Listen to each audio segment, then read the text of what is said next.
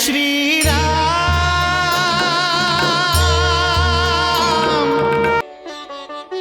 हम चारों कन्या के हाथ, चारों राजकुमार के हाथ में शुभ लगन में देव ऐसन वचन देत बा।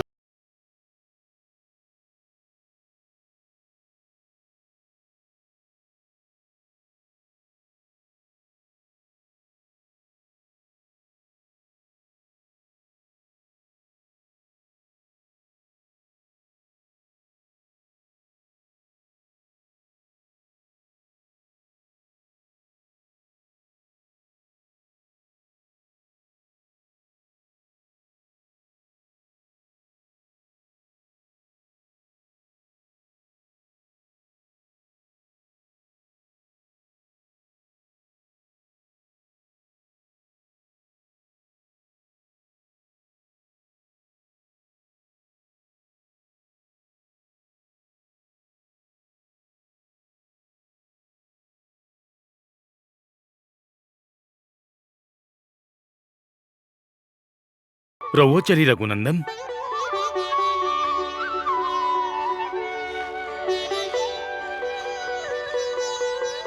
लक्ष्मण, हम शत्रुघ्न के बहुत अच्छा से जाने नहीं। वो शिव धनुष ना श्रुत कीर्ति के देखल चाहत रहे। सही कहनी। चला। सीते, तार छोटका देवर बहुत चतुर बाड़े। महल के भीतर प्रवेश करे खातिर शिव धनुष के बहाना ढूंढ ले बाड़े। अब उनकर मन में का बा, उस शिव धनुष के देखल चाहताड़े या श्रुत कीर्ति के? ये तो श्रुत कीर्ति ही बता सकताड़ी।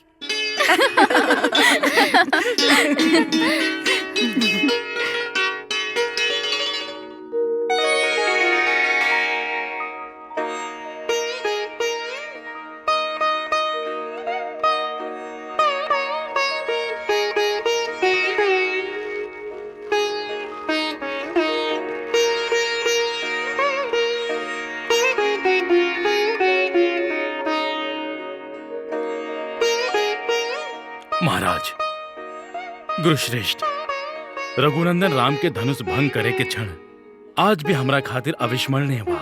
वो क्षण के हम चित्र के रूप में चित्रित कइले बानी। कुशध्वज,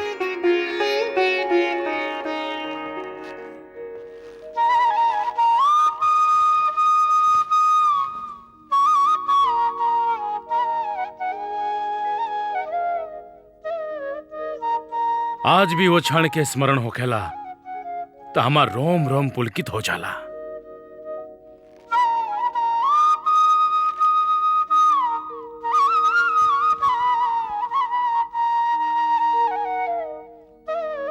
महाराज दशरथ, ये जानकी है।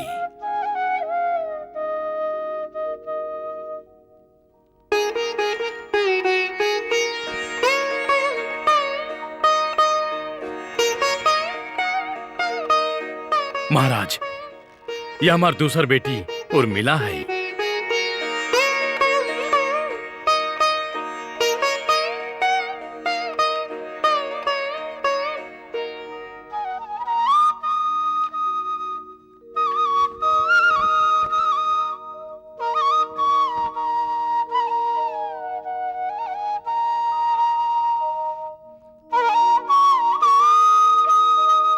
ई कुशध्वज के बड़की बेटी मांडवी है। लागत श्रुत कीर्ति के चित्र अभी भी नहीं बनल। शत्रुघ्न, अगर शिव धनुष देख लेला होखे तो चलल जाओ।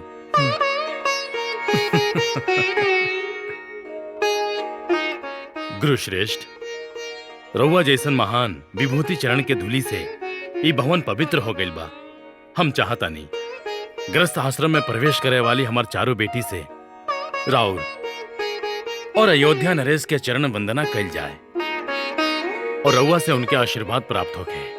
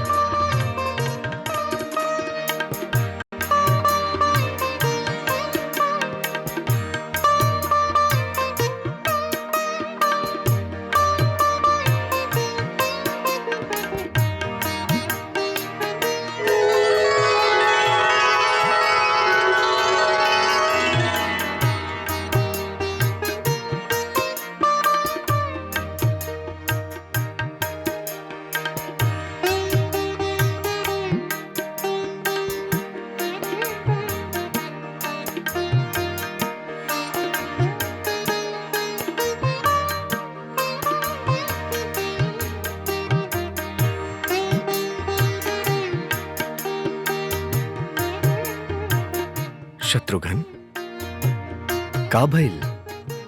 भैया, हमरा ऐसन लगता हमार दिल हमार होके भी पराया हो गईल बा।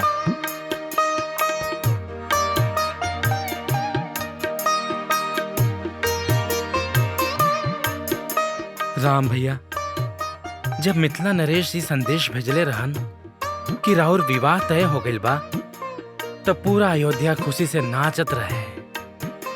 अब जब उनके पता चली कि हमने चारों के विवाह तय हो गइल बा, तो उनका खातिर तो स्वर्ग धरती पे आ जाई।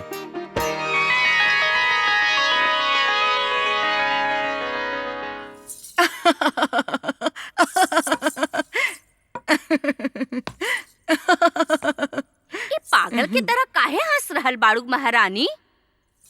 मन करता तरह के अभी कारागृह में डाल दी। तू ई संदेश हमरा के काहे ना देलू?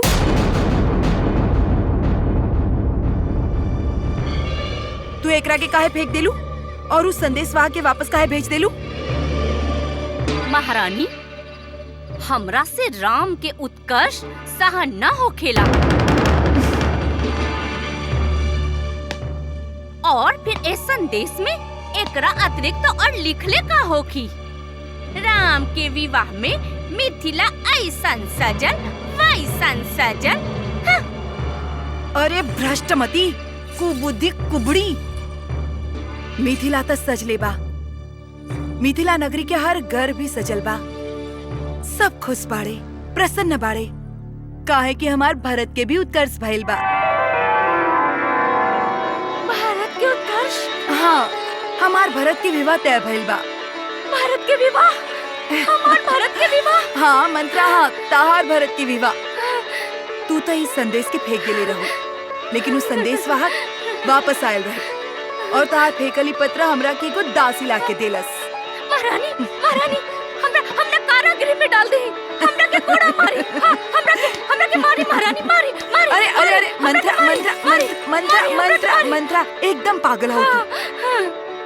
पागल बनी। सब लोग आनंद गीत गावा, नाचा। हमार भारत के विवाह, हमार भारत के विवाह, हमार भारत के विवाह। हम सबके सूचित करत हनी। मंत्रा आराम से। हमार भारत के विवाह, हमार भारत के विवाह होके वाला बा। मंत्रा मंत्रा आराम से। अरे तू लोग सुन रहल बाड़ा? हमार भारत के विवाह होगी, खुशी मनावा, नाचा गावा। सुना, हमार भारत के विवाह होगी, नाचा गावा, खुशी मनावा, नाचा गावा। सुना सुना सुना सुना, हमार भारत के विवाह होके वाला बा। हाँ, खुशी मनावा, मंगल गीत गावा, नाचा गावा, खुश हो जा। हमार भारत के विवाह होगी, हमार भारत के विवाह होगी। उत्तरा फाल्गुनी नक्षत्र की शुभ बेला में हमनी के चारों पुत्र के विवाह होगी। उत्तरा फाल्गुनी नक्षत्र? उत काल बा। काल चारों पुत्र के विवाह बा। क्या कही? हमार मन तो खुशी से पागल हो रहल बा। साचे दीदी, सुना सुना लागे वाला ई महल काल हमनी के बहू सबके आइला के बाद बाहर जाई। उनकर पायल के छन छन, उनकर कंगना की खन खन, दीदी उनकर वो मधुर हंसी ऐसन लागी जैसे अयोध्या के राजभवन में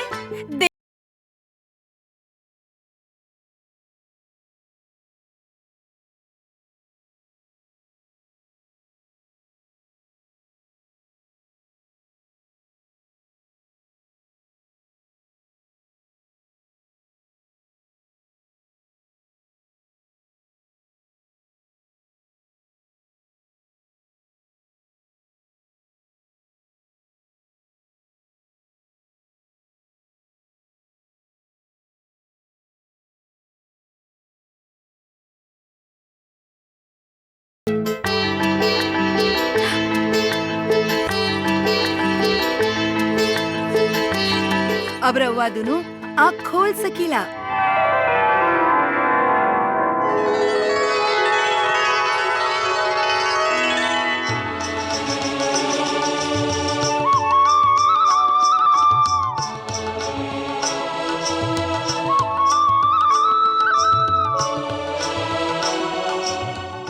ई हई हमनी के बड़की बहू। राम की जानकी।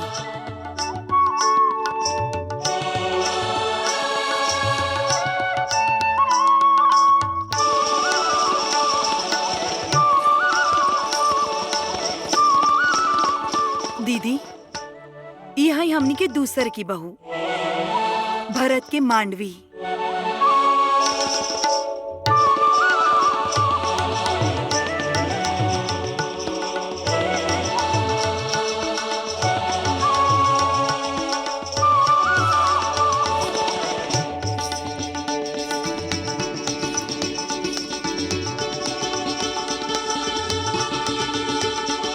कैकई और ये दोनों ई दोनों हमनी की छोटकी बहू हैं।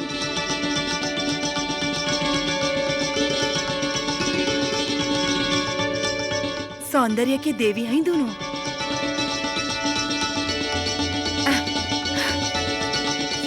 ओ लक्ष्मण की उर्मिला और ही शत्रुघ्न के श्रुतकीर्ति।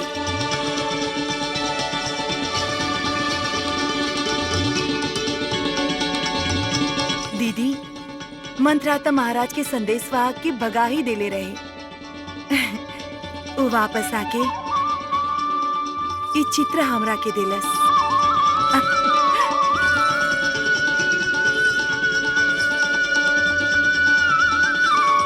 कैकई, हमनी के खुशी में अयोध्या वासी के तत्काल भागी बनाला।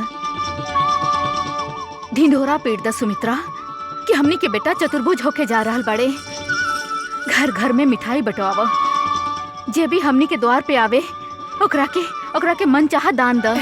अयोध्या के सजावा, दीप जलावा, खुशी मनावा और हाँ दीदी।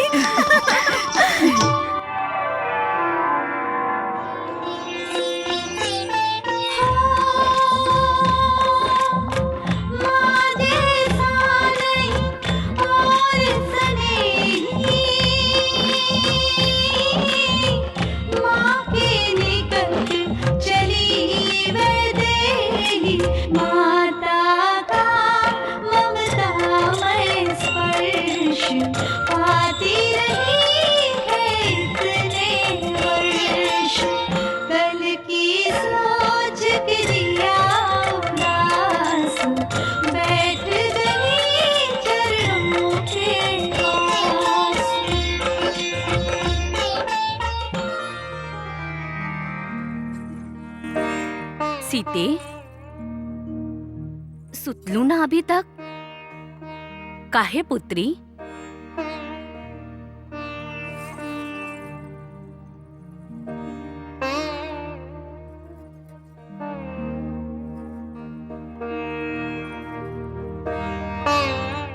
सीते, काल तहार विवाह बा। तारा ता प्रसन्न होके के चाही।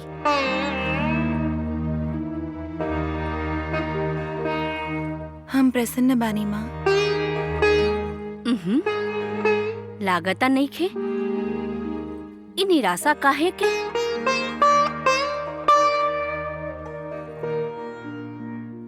माँ, का काल के बाद मिथिला हमरा खातिर पराया हो जाई। ई भवन जहाँ हम अभी तक की जीवन बितैनी, रउआ पिताजी हमरा खातिर पराया हो जाए।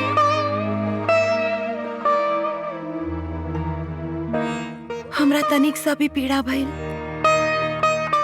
तो हमार सिर पर ममता के हाथ फेरेला। रउआ अयोध्या में ना हो कब माँ? पिताजी और राउर सेवा करे खातिर ना तो हम मिथिला में हो कब। माँ,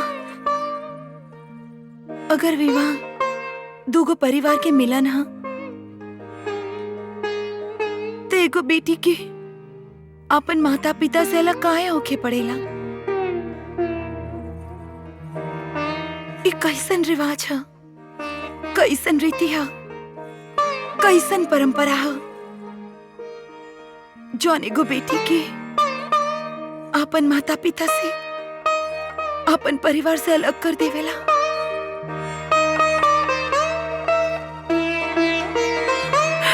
तू हमरा के रुला रहल बाड़ू सीते। माँ,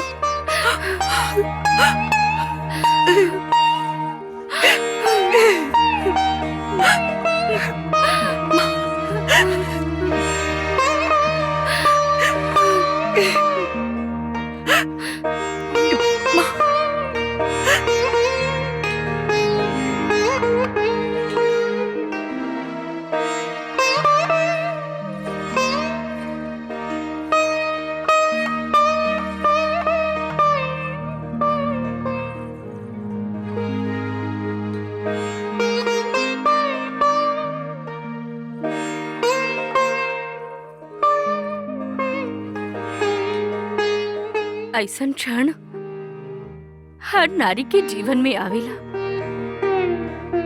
जब विदाई की घड़ी आवेला तो ओ नारी के हृदय में भावना के ऐसने आंधी चलेला जैसन ए समय तहार हृदय में चल रहल बा। एगो बात के सदा ध्यान रखिया सीते, बेटी माता पिता खातिर कभी पराया ना होखीली। बेटी के सुख दुख माता पिता के सुख दुख होखेला। माता पिता सर्वदा अपन बेटी के भला चाहेले, हित चाहेले। यही से तो ओकर विवाह करेले। विवाह एगो बंधन ह, एगो संस्कार ह। अपन बेटा चाहे बेटी के विवाह कइल हर माता पिता के कर्तव्य बा। विवाह के पश्चात ससुराल में तू अकेले न होकबू। उहाँ तहार माता पिता समान ससुर और माँ समान सास होखी, और सबसे महत्वपूर्ण संबंधिता तहार पति होखी, जे पति होके के साथ साथ तहार मित्र होखी, तहार सखा होखी और तहार जन्म जन्म के साथी होखी। सुख द्वार पर खड़ा तहार प्रतीक्षा कर रहल बा। ओकर खुला दिल से स्वागत कर पुत्री।